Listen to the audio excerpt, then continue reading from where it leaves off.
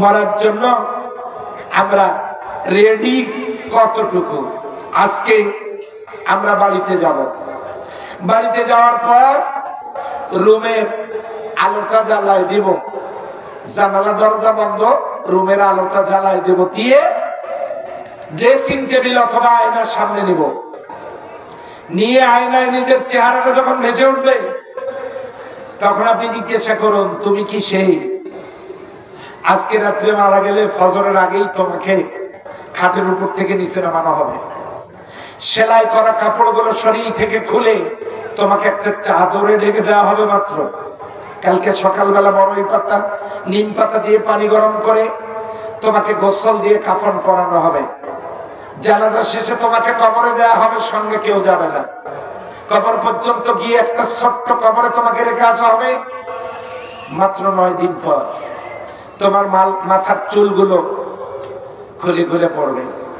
9 থেকে 18 দিনের মধ্যে তোমার হাতের আঙ্গুলগুলো খুলে যাবে, হাড়ের উপর থেকে চামড়া এবং গোশতগুলো খুলে খুলে পড়বে এবং তোমার পেটটা ফেটে যাবে। পোকার জন্ম হবে শরীর থেকেই।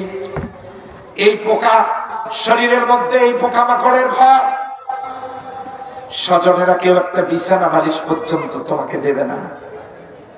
তুমি যেখানে যাচ্ছ সেখান থেকে আর কখনো ফিরেও আসতে পারবে না।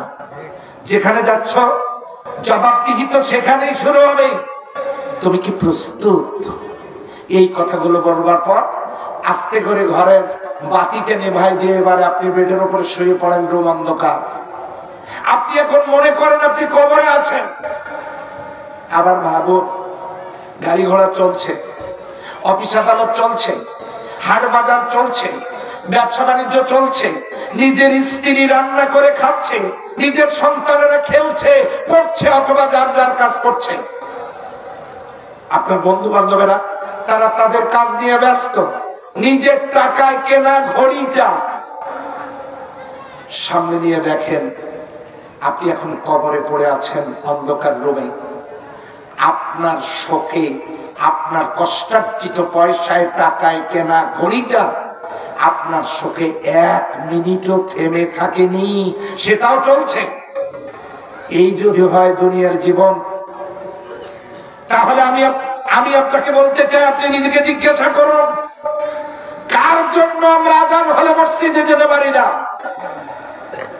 আমরা কার জন্য দুর্নীতি করে অর্থ ইনকাম করি? আমরা কার জন্য আমাদের ইনকাম বৈধ করতে পারি না? আমরা কার জন্য আল্লাহর দ্বীন মানতে পারি না? মা বোনেরা কার জন্য পর্দা করতে পারি না? আমরা কার জন্য, কেন, কি কারণে আমরা জীবনের প্রতিটি ক্ষেত্রে আল্লাহর দাসত্ব করতে পারি না? এই জায়গা তো আমার স্থায়ী জায়গা না।